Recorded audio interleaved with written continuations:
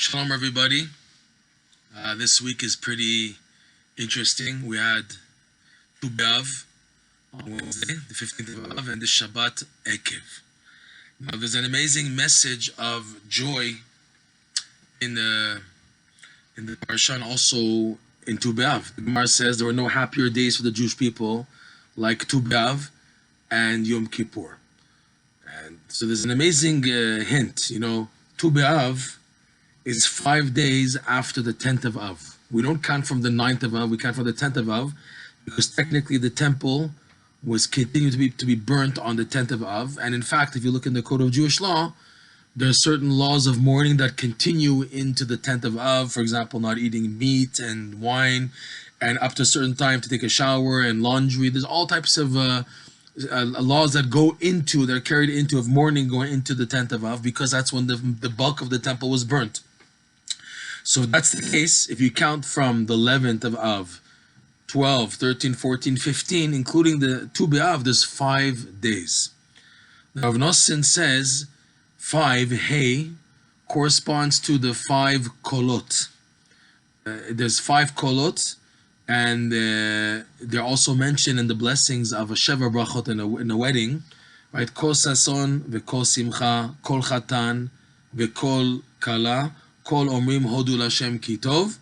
It's a verse, right? It's a verse in Isaiah, I think, that mentions 5 sounds of happiness that will be when Mashiach comes in the redemption, right?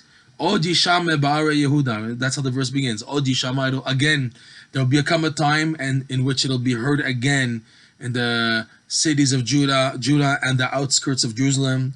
The kol sason, a voice of delight, kol simcha, a voice, a sound of joy, the sound of a chatan, a groom, and kol kala, of the bride, and the sound of those giving thanks to Hashem, those calling out, give thanks to Hashem, ki l'olam chasdo.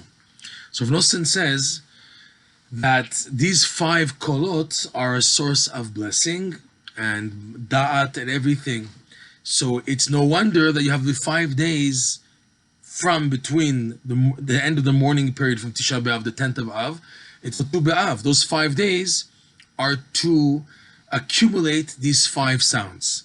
So Nosson goes into these 5 sounds, showing that they relate to 5 different types of joy. Okay? We have to try and remember which is which exactly. Kol sason, kol simcha, kol chatan, kol kala, kol omrim hodu l'Hashem. He says, Rav Nosson, there's many ways how to be happy, but they break down mainly in 5 ways how to bring joy.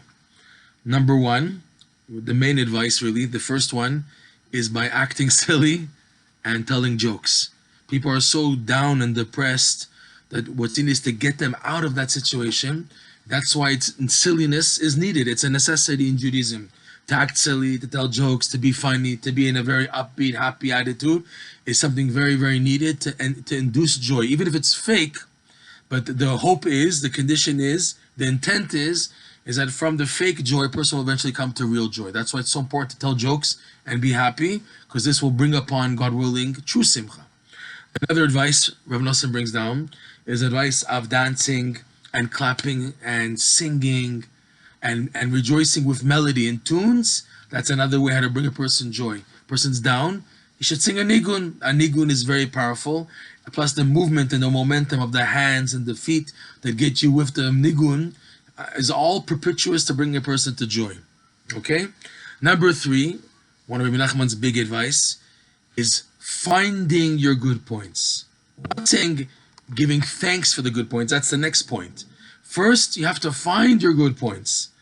Oh Hashem, I woke up in the morning, I said Modeh Ani, I put on my tefillin, I went to the mikveh, I daven, I said Kriyat Shema, I do good things, I do mitzvot, I give charity, I take care of my kids, I do chinuch, I have marriage, I'm married, I do the mitzvah of being married, and I also being reproducing, and I have business, and trying to see people with a good eye, and refraining from talking bad, and trying to check my anger, even if you have other bad things during the day happening. But the fact that you can find the good points, that should be also enough already to trigger to be happy. Because when a person is like so down, he can say to himself, why are you so upset? Look at all the good you have, man. Look at all the good you have. Why should you say you have everything going amazing? You have so many good points to even look on that can bring you such joy. That's finding the good points. The next, number 4, is giving thanks for the good points. See, there's two things. One, finding a good point, which makes you to connect and to solidify the good point. And the next point is giving thanks for the good points. Thank you, Hashem. Thank you, Hashem. Thank you for this. Thank you for that. That's after you've recognized and located, pinpointed the good points.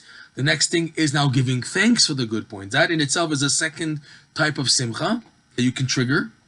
And number 5, which is a real far-reaching advice, is looking at the end of things. In the end, at the end of days, Hashem will have His way. If Hashem will have His way and everything will be rectified, so why are you crying? Why are you so upside down? Why are you sad? Why are you broken? If there's a death in the family or something sad that happens, but if you know that in the end, everything's going to work out. Hashem's going to have His way and the good will come out and everything will be rectified. Everyone will be rectified. So if that's the case, why are you so upset now? Why look at things just at face value and at short term? Short term is even considered this lifetime we have of 70, 80, 90, 100 years. That's also considered short term vis-a-vis the big picture of life, of creation. In the film of 6,000 years that we're in, what you're going through in life is just a little piece of the big film. That in the end, Hashem's going to have everything work out for you. So then why be upset? Rav Nosson said this is a major advice a person can use, is borrowing the joy from the future. This also Rav Nosson once told somebody who had a hard time being happy. So Rav Nosson says, I'll give you an advice. Borrow the joy. Borrow the simcha b'ezrat Hashem. So these 5 are hinted to, if you want to say, because you would think after such a tragedy, such a mourning period, that it's normal that after the mourning period, there should be immediately consolation, and the happy day of Tu B'Av technically should have been already on the 11th day of Av, right afterwards. In other words, right after you have the crash, rock bottom, mourning, and disaster and sadness, right after that should be a happy day. Why wasn't the 11th of Av chosen? Why Tu B'Av? So in a sense, you can see there's a hint here to integrate and to allow space for 5 types of joy leading up to Tu B'Av, making that the happiest day b'ezrat Hashem. So Tu B'Av is really accumulation of the 5 types of simcha. Okay? So now, it's not by chance that Tu B'Av falls in the week of Parshat Eikev. Parshat Eikev starts off V'haya Eikev Tishme'un, and it will be if, as a result of you listening to my Torah, Hashem says, and then the Torah lists all types of blessings that come about. So the Or HaChaim HaKadosh points out that it's an amazing rule that we know about. There's V'haya and Vayehi. V'haya, the Or HaChaim quoting the Chazal, each simcha is a lashon of joy. V'haya, whenever it says V'haya, it's something joyous. Like in the Parsha. And it'll be that as a result of following the Torah, you get this blessing and that blessing, another blessing. So V'haya is an indication of joy, something joyous. As opposed to Vayehi. Vayehi has in it the language of Vai, Oy Vai, like the famous Oy Vey, Oy Vey. So Vayehi is woe, woe. Like Vayehi b'mi Achashverosh, Vayehi b'mi Shvot HaShoftim. The Gemara in the Midrash list where it says Vayehi, it's something which is of sorrow.